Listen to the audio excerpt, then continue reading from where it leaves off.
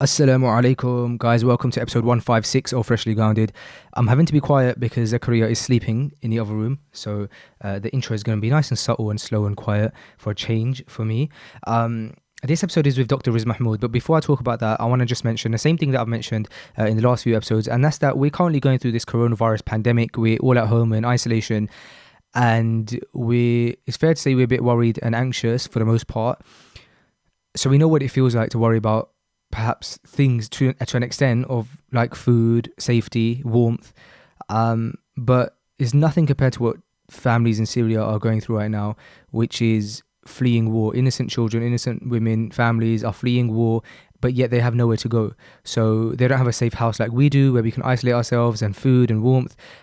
So Human Appeal have put together a care package for about £100, where they provide these families with warmth, they provide them with shelter, medical aid, clothing, and you can support it, which you guys have been doing. And alhamdulillah, you guys have raised just under £1,500 with us so far. But you can carry on at justgiving.com/freshly-grounded. Also, to let you guys know, if you're a fan of this kind of thing, if you're a fan of the podcasts, do check us out on Patreon. That's Patreon, patreon.com/freshly grounded, where you can become a premium subscriber and basically get episodes for free. Get episodes early. They're all free anyway. Get them early and you get a bunch of other perks. As I mentioned, this episode is with Dr. Riz Mahmood, who is he's both a doctor in the medical sense and also a doctor in the dental sense. He's got a degree in dentistry and a degree in medicine, and he's a maxillofacial surgeon, which means he fixes people's faces when they have like car crashes and stuff. And also he's a dentist, and right now even though he's practicing dentistry, one thing I found really inspiring about this episode is that the NHS have asked people who have who are doctors in medicine to come back to medicine and to help with the coronavirus if they're able to. And Riz put himself forward straight away, which is amazing because he's not even practicing medicine right now. He's more so practicing dentistry. So I found that really inspiring. And there's a bunch of other stuff. So it's a really interesting episode from someone who is a medical professional or a medical profession. No, yeah, that's it. That's right. So guys, enjoy this episode with Dr. Riz Mahmood. Wow. And welcome to Freshly Grounded, the brand new podcast by best friends Faisal and Sam. Huh? I said welcome to Freshly Grounded, No, after that bit. the brand new podcast And after that bit? by best friends Faisal and Sam. Really? Okay, great. Right, so we are with our resident doctor, Dr. Riz Mahmood. Assalamu alaikum. Walaikum salam, bro. How are you doing? It's been a while. Alhamdulillah, man. How's things? Yeah, I can't complain, man. All good. Just life's been crazy. The last 6 months has been a pretty crazy change in life, really. But all good, man. Cannot complain. How are you doing with self-isolation? Obviously, we got told about 2 days ago that it's kind of official. But Yeah. bro, being someone who at 5:30 in the morning is in the gym and then is like half saving lives and secondly saving teeth all day, how is it for you, man? Must be Yeah, I horrible. mean, it's okay. I think it's not easy. The first few days have been a bit tough, because working like 5 days a week, like you said, 5-6 days a week, to be honest, it's not easy trying to just go from one extreme to the other and it's basically slowing down. But I think there's a bit of a blessing in it as well. That's the way I see it. I think, the fact that, we've been enforced to sort of just slow down and to stop down tools, don't do anything. It's just, for me, I've actually the last couple of days spent time with my kids that I've never spent that amount of time with them, and the change in their behavior and their the way they act with me is amazing. He doesn't play up, he doesn't have tantrums, he doesn't kick off. Just giving your kids the attention. So even just in 2 days I've learned that spending time with your children is so valuable, and you don't get that time in your day-to-day living. So with every cloud there's always a silver lining. That's the way I see things. So it's an interesting aspect of like the fact that the government have enforced this on us, because I don't think they've actually taken into account the actual mental health toll it will take on people, because this has never happened before. And, we've, as a society, have developed a system where, we can have everything on our plate from our room. You don't have to go anywhere, which is the interesting sort of side of it. Where we've got Netflix, we've got, food you can get delivered, everything can come to you, but we're still craving that sort of social interaction of being outside our homes and being around and about. So it's an interesting sort of shift, speaking from that side of things. Yeah, that is crazy. I saw an article this morning about a 19-year-old girl who committed suicide, man, because of coronavirus, the fear of her, the fear of like isolation. Yeah. Yeah, it was interesting, man, because you're right. I've never considered what you just said, in the sense that we've become a society where we actually could live our whole lives almost from inside our bedroom with the access that we have through technology. But even then, bro, like the idea of being alone, not being able to get out, get some sun, get some fresh air, it seems to be scaring us. Yeah, I know, man. I think look, we've got to take this seriously. Like, this is a virus. Look, I'm no infectious disease expert or like sort of professional in this kind of field, but it's a virus, so we have to treat it quite seriously because of the way it is. It's not an ordinary virus. You get different types of viruses. For instance, like a flu. Like, you get a flu and you kind of recover from it. It's kind of a similar thing here, but the difference is it's more potent. And the key differentiating factor between this and a normal flu is the fact that it's got this sort of 2-week latency period. So, for example, if you got a cold, for example, just like any person would get a cold, you'd get it on day one, and about 3 or 4 days you start seeing symptoms and you'd feel unwell, you'd feel under the weather, and you would end up bedbound or something like that. So with this one, it's sort of like 2 weeks. So you can actually be infected, not show any signs or symptoms, and walk around for 2 weeks without actually having any issues whatsoever. Until then, at 2 weeks, you start feeling those symptoms. So you've been well for that 2-week period, and you've been out about minding your own business, infecting God knows how many other people, and they all have that symptom, they all have that problem, and then you're infecting a whole plethora of a huge number of people here. So I think personally the government has been right to do it. I know some people are resisting it. I've seen some crazy stuff, people going to the beach, people having barbecues and stuff like that. It's just that it just boggles my mind when I see people doing that sort of stuff, man, because you got to take it seriously. Just to give you a bit of context of the situation, look, my background has been in hospital. Although I'm a dentist, I did medicine. I worked in hospital as a Max Fax fellow, registrar, senior house officer. So I know how bad the system is in terms of how dire the situation is when it comes to beds. Now, with anything, we have to put into context what the situation is. Now, this virus is a virus, but we have to look at the other side of it from the point of bed management. Now, I've worked in hospital long enough. I've had so many arguments with bed managers about getting patients beds, because when you have got an acute patient in A&E that's really unwell and you're on the phone saying, asking the bed manager, can we have a bed? And they're refusing to give you a bed. What do you do? So over the last 10 to 20 years, the government have been slowly reducing the number of beds that are available. And that comes down to funding, costing, I don't know what. I don't get involved in the politics side of things. But what I do know is that there's less and less beds available as time has gone by. Now, if you've got a situation where you've got a whole big population of the UK getting infected, that's going to overwhelm the NHS system. And then when you've got not enough beds and you've got 10 people in front of you that are desperately needing it, especially in ITU, how do you choose? Who do you make that decision for? How do you, say, okay, this person survives, this person survives? It's a difficult decision to make. We don't want to be in that position. So, there's so much that goes on in terms of, hospital management that has an impact on what we're seeing in our day-to-day lives now. It's because there's no beds available, so we have to, try and dampen down the effect of people getting infected. Because you've got to realise, bro, at the end of the day, people are getting sick all the time. Take COVID out of the situation. People are sick all the time. ITU is overrun all the time. So can you imagine all the people with like kidney disease, heart disease, liver disease, they're all being looked after in intensive care. Now you've got this huge wave of people coming with lung problems because of this virus, because it's so potent. just imagine the crippling effect it's having, and it is having now.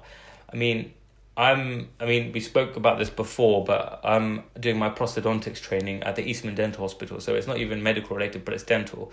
But because of the situation that it is, we've had to cancel all clinics until the foreseeable future. You know, the impact that it's having on our training as postgraduates is immense. So it's not just one proportion of people, it's affected. The whole UK in every way is being affected. Yeah, I saw that they're planning to turn the XL Arena into like a big, almost like it's a 500 bed hospital, like a temporary hospital. Yeah. And I saw the pictures of it's crazy. I saw the pictures of, I think it's either Spain or Italy, where they've done that already in like a exhibition center, and it's such a weird sight. Like you have to pinch yourself, and because you feel like you're in a movie. You know, you see these like honestly. Like these concepts of like there's like apocalypse and honestly, all this kind of stuff. bro. And you think, it just feels weird. Like I got a text from the government yesterday, and it was like UK government stay at home. The new rules and it's just like it just feels like a movie. Then you're seeing like places like the XL is going to be turned into a hospital. It's like ajib, man. It's very, very, very weird. But the bed situation is serious, because you never want it to be a situation where there's now like a time where the medical professionals, the healthcare professionals, have to almost choose. Yeah, right? that's the difficult decision that will come about if things aren't contained. But the amount of times that when I've been working in hospital, in the middle of the night, I've had to admit a patient into hospital under our care in the MaxFax team, and I'm on the phone arguing with the bed manager. This patient needs a bed. They're really unwell. They've got an infection. You know, this could potentially be life-threatening. So we need a bed for this patient. Can you please find me a bed? And we're there arguing about it, saying, "Oh, I've not got any beds. Can this patient wait till tomorrow? Can you discharge a patient?" So the bed situation is really, really difficult at this point in time.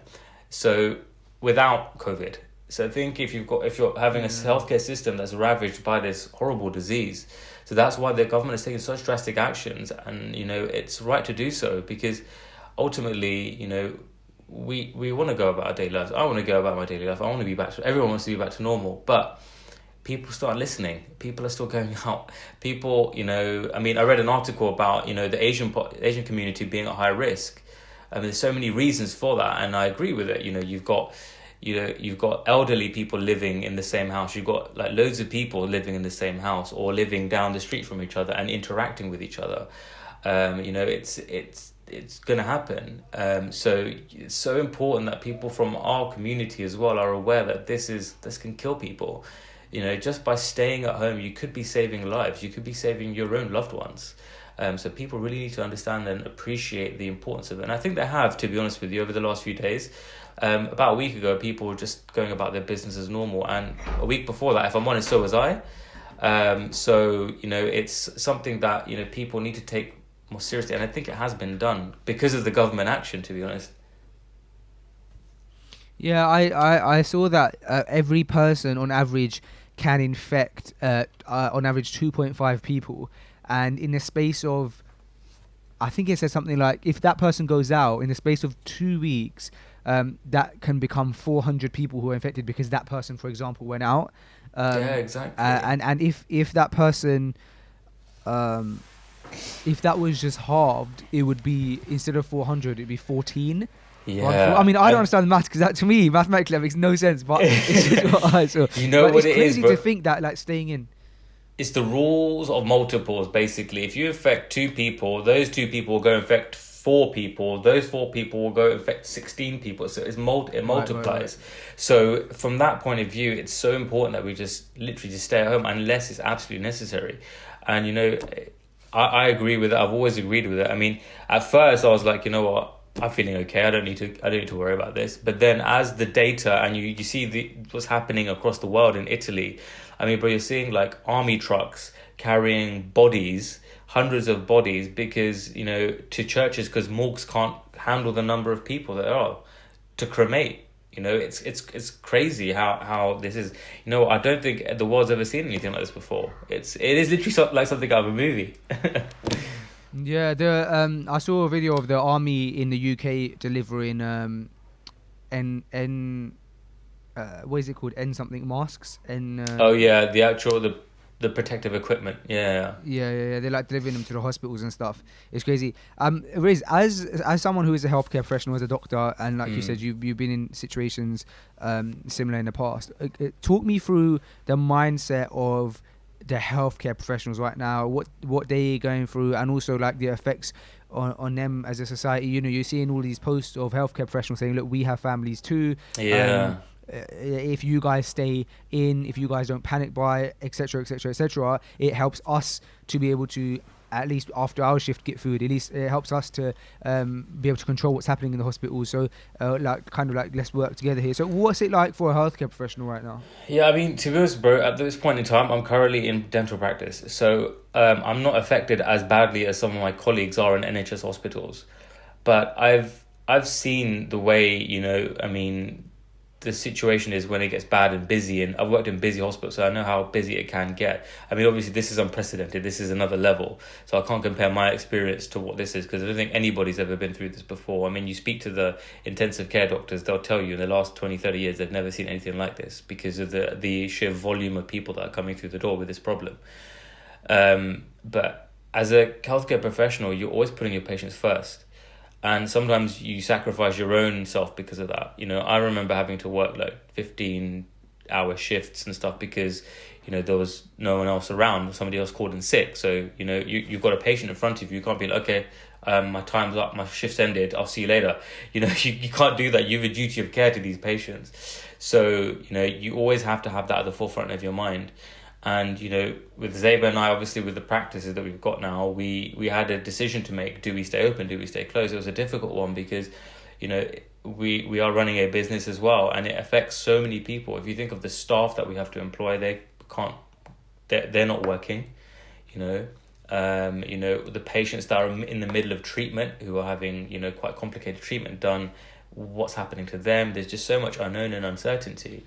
But yeah, I do find it concerning that I've been thinking about this quite a lot, because although COVID-19 has kind of taken over the world, there are still the same amount of people who have general illnesses who need to be attended to. So a person might have an operation, have had an operation coming up, but now that's been delayed potentially for like a year. I know when my mum had cancer, she had to wait like, I think something crazy like 18 months for an appointment, and that 18 months, it was grueling. But it's so there's such little surgeons available in the city, and then so many people who have got the illness, that imagine there must be so many people right now who are in a situation that my mum was in then, and they finally, their appointment was like now, and now they're gonna have to wait not only another 18 months, but that plus however long it takes for coronavirus to go. So that's one of the things that I've been thinking about a lot. And then on top of that, like you said, I know with your practice, especially you guys do well, especially yourself,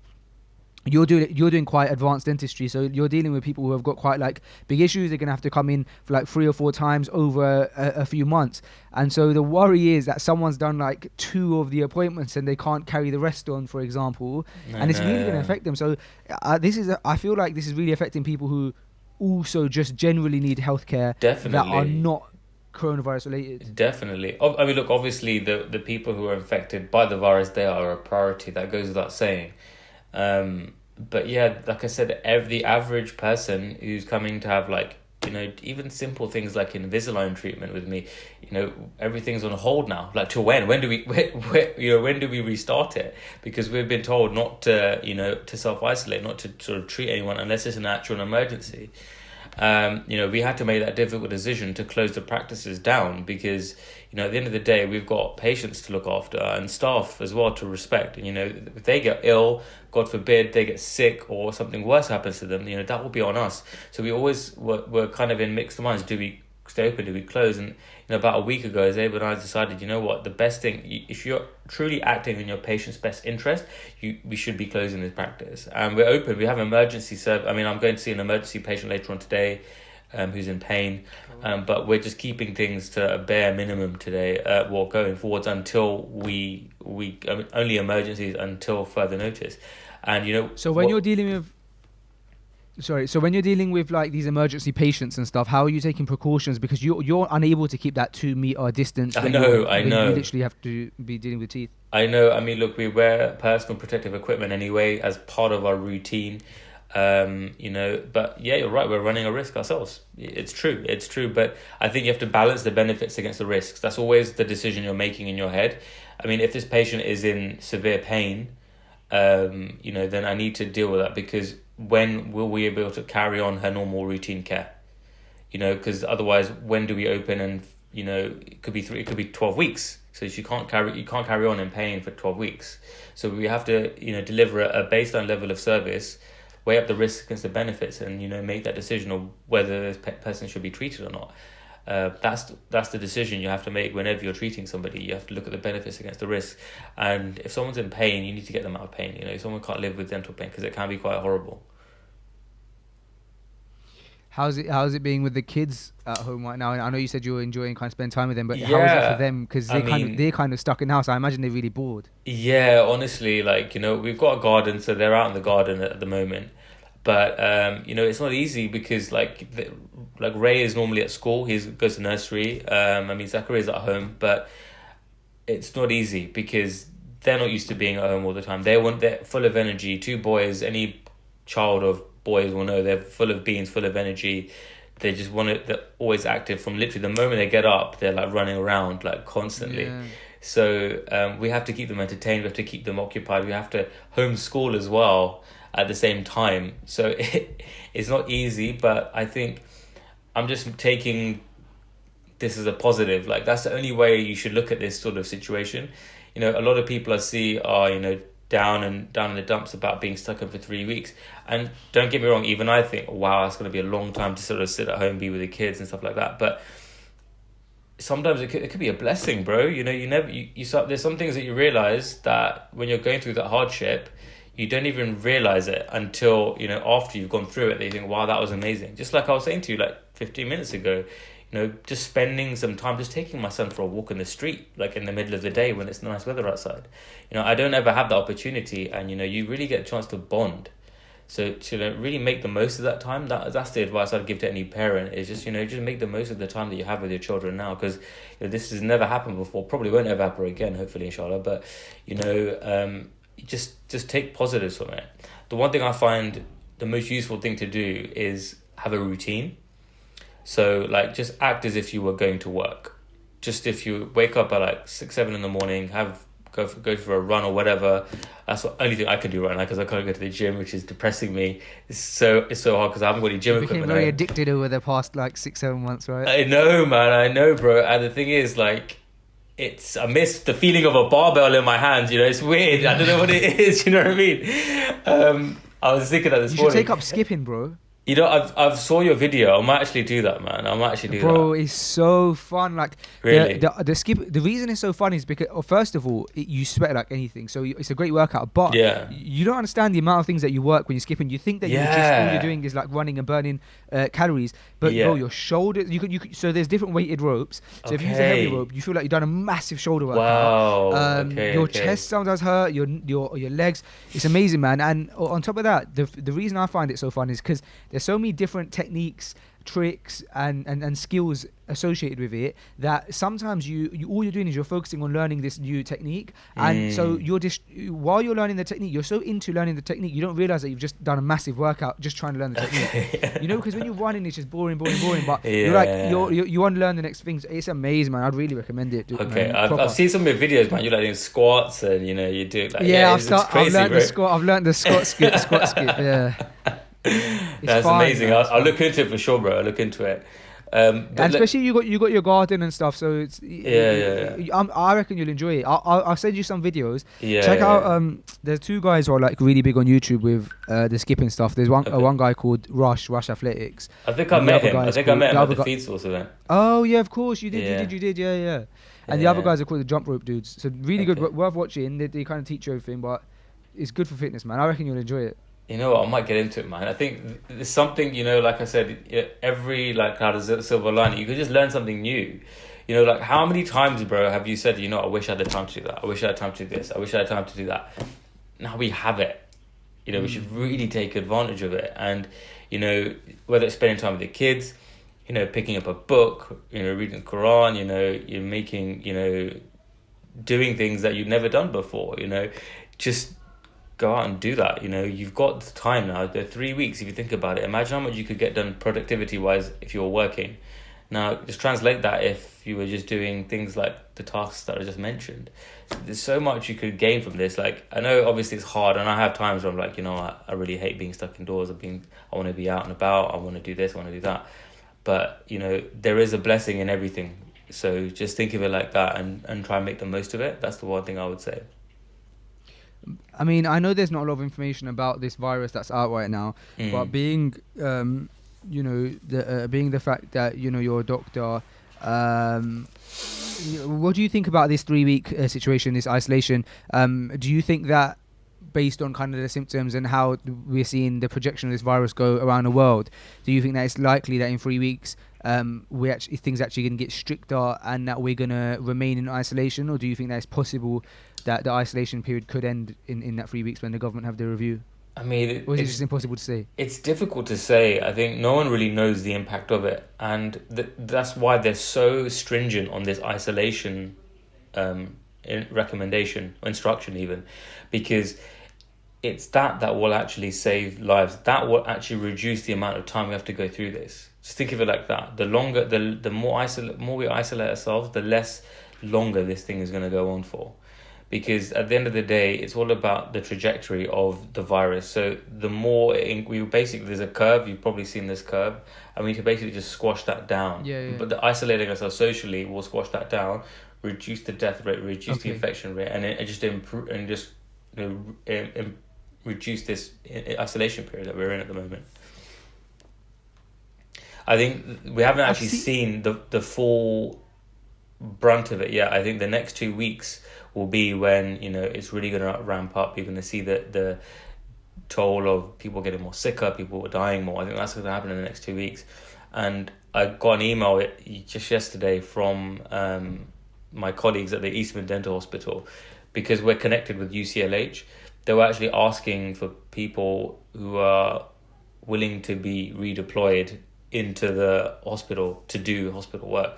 So really? I put my name forward, and I'm just waiting to hear back. So I probably will end up in the next week or two working on the front line, but we'll see how it goes. Wow, man, that's inspiring. I saw a post now as well that the NHS are allowing just the general public to become NHS volunteers, just like kind of helping out in helping, you know, making things efficient. And you can kind of put yourself forward for that as well. But it's amazing that they're even asking kind of healthcare professionals to almost refocus on what they were working on in the past, or bringing in kind of people who are retired and stuff. It shows the amount of effort that's needed for this. Like I said, man, it's just such an unprecedented time. It's hard to predict what's going to happen the next day.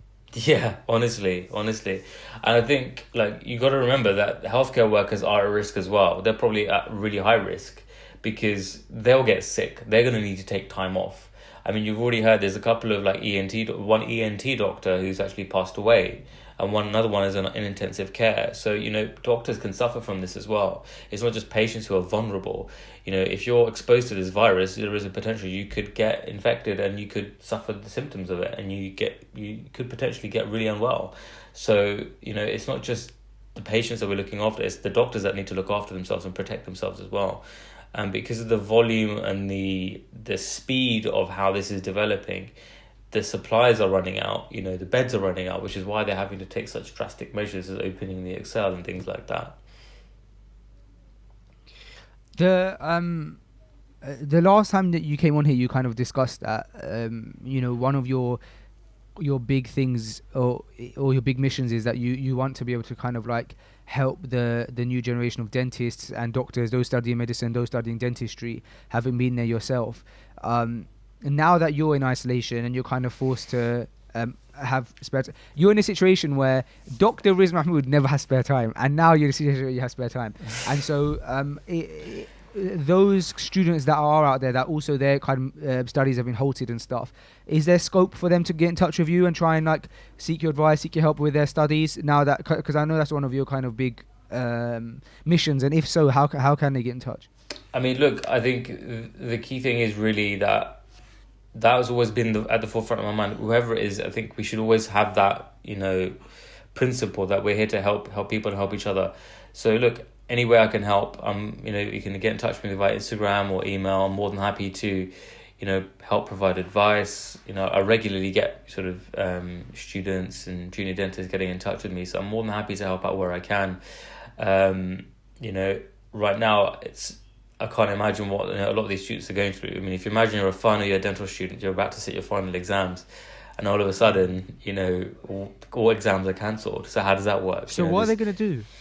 I don't know, to be honest, bro. I mean, with us, they've obviously we've cancelled all clinical activity because I'm doing postgraduate dental training. So they've cancelled all clinical activity until further notice. So there's no clinics running. At the Eastman, the lab is moving to another site, so that's another stumbling block because we're based a lot in the dental lab, making dental, the actual dental appliances, crowns, bridges, and things like that, dentures. So we can't do any of that. The other thing is all of our seminars are now online, so everything's being done via like online tutorials, which isn't necessarily a bad thing. It doesn't replace face-to-face teaching, to be honest with you. But even our exams, we normally have like a viva, we have like a written exam. Now they're just discussing what to do. They still don't know what's happening really. So who knows is the actual honest answer. Nobody knows what's happening right now. It's changing so rapidly that to try and make a plan on it, concrete plan would be very difficult to do. So we're just taking it day by day, week by week, and seeing how things go. Is it frustrating for you that things have got to where they've got to? Because obviously this is Allah's qadr and it was always going to happen. But we know that kind of like one big aspect of things is like general hygiene, and people are taking general hygiene a lot more serious now. And I've heard kind of things go around about people saying in 2021, the winter of 2021, that flu is going to be like so much less because everyone's general hygiene standards would have raised so much. But I know that you are like always advocating kind of good hygiene, strong hygiene. You go to you guys' clinics. The clinics are like you got sanitizers everywhere. You guys are like it's super clean. Like you use a towel. Like one person uses a towel. It goes in. It doesn't get reused and stuff like that. So being someone who is always so like proactive and stringent, telling all of your patients always about hygiene, is it frustrating that kind of, although this thing would have spread anyway, better hygiene earlier on could have really slowed things down? Yeah, and I think that's true. I mean, being in this healthcare profession, that is always hygiene is the biggest thing for us anyway. You're trained, it's ingrained into you as an undergraduate, that you have to maintain good hygiene throughout your day-to-day practice, whether in hospital or in practice. And, a lot of people perhaps weren't really that clued up about how serious this could be. But some people are just haven't been informed about it. And I think this is a wake-up call as well, if you think about it from that perspective, that, if we really do improve our own hygiene and, hand washing, just making things more cleaner, you could actually prevent the spread of viruses. You never know, that could be the case, what you said about 2021 being a quiet year for the flu. You never know. But it's raised awareness. I mean, the fact that the sanitizers have been sold out everywhere and toilet rolls going out of stock, I don't know, all of that is probably a side thing, but it's true. I think it's a wake-up call for a lot of people. How are you with your is your house nice and stocked, bro? Because you know what, Zeba actually did a massive, she always does like a bulk buy from Costco, so just before the actual madness happened. I don't know how she found the time, bro. She's I can't believe that you guys found the time. I imagine that you guys must have to go to like the 24-hour shops and just do some late night stuff after. Yeah, I mean we try. It's all about time management. I think that's what it comes down to. I think if you get good at time management, then that automatically increases your productivity by like 50%. So if you just manage your time appropriately, that's what I was just saying. Like the one thing I've done over the last few days is have a routine. Just make sure you get up early, have your breakfast or whatever. Just do what you would normally do on a working day and block out time in the day to do your duties. Like Zeba, I know, has got a few calls to make, so she's taking the kids for a couple of hours. Then we rotate back and then we rotate again. So, we've both got work to do. I've got online seminars and studying to do because I've got exams coming up in June. So, we have to balance it and just have a routine. That's the most important thing to do, because otherwise you could end up sitting there and not know what time of day it is or what day it is even sometimes, So you've really got to just make sure that you have a routine, because that will make you more productive and it will help the time pass quicker. It will make you more productive, and you won't feel as lethargic and depressed and isolated as everyone is feeling right now. That's what I would recommend and advise. Yeah, I agree, man. I think that the worst thing is sitting around doing nothing and not benefiting yourself in any way, shape, or form. And so you're right. Having a routine is the solution to that, because when okay, I'm waking up at this time and I'm starting my day, even if you don't know exactly what you're doing in your day, the feeling of just because you don't necessarily have something on the schedule, that doesn't mean that you can wake up at 11 o'clock in the morning. What a horrible thought. Your whole morning's gone, man. Totally. And I think that's important to sort of, appreciate that, because otherwise, I really don't think the government have actually realized the mental health impact that this will have on people. It's to isolate yourselves from the world. I mean, we kind of do that anyway with technology, to be honest. But it's just, I don't think they've not thought about. And also, sitting at home, eating all day. Think of the effect of health impact of that, Yeah. Look, I guess in the grand scheme of things, the overall greater good is we'll save thousands of people's lives over the course of the next few months versus, maybe people getting a bit depressed and getting a bit overweight. But, that has to be considered as well, because it can really impact people. Some people are already quite isolated themselves. I mean, if you look at the elderly, for example, I'm sure you've got elderly family members over 70. I mean, quite a lot of them are isolated anyway, and now we're enforcing it upon them to not leave their house. Just the mental impact on that, it's profound. What's going on in their houses and their minds. Especially in our culture, the elderly tend to be around us quite a lot. Some even live with us. What's the impact going to be on them long term? Because it could last longer than 12 weeks for them. Mentally strong. Sorry? Yeah. How can someone ensure that they're staying kind of mentally strong? They're not falling into kind of like a rut, rumination. Yeah. I mean, like I said to you, man, I think the biggest thing to do is have a routine, exercise. Like I've been going on runs. There's not much I can do gym wise because I don't have any dumbbells or gym equipment at home, but I've just been going running, man. I think that it's quite good. Running outside is completely different to running on a treadmill. I've never really ran outside in a long time, but now I really appreciate it. Actually, running outside is actually quite fun because your mind is stimulated. Runs in the mornings. Yeah, it's good, man. I think going on a treadmill is just dire. Like I hate doing treadmill runs. You do it because you have to, but especially with the weather the way it is, sun's out. It's quite nice, man, to be out and about. Running, and it's quiet. There's not many cars about, not many people about. So it's you need to take advantage of the situation. I think with any hardship, there's going to be tough times, and I've had times the last few days where I thought, this is going to be tough, especially with the kids are playing up or they're tired, they're moody. But you just got to make the most of the time that you have here, man. At the end of the day, this is probably never going to come back again. When does the whole country have time off to do just where no one's getting ahead of each other? No one's, everyone has to just, everyone's in the same boat. Exactly. Yeah. Exactly. Yeah. Everybody's in the same boat, so it just take rest, get extra sleep, just, how many times you wake up, I'm so tired. Just sleep an extra hour in bed. If you need to do that, just make the most of this time. Or listen, I want to say first of all that thank you on behalf of anyone listening. If you for putting yourself forward, kind of for wanting to be on the front lines and kind of helping battle this thing head on.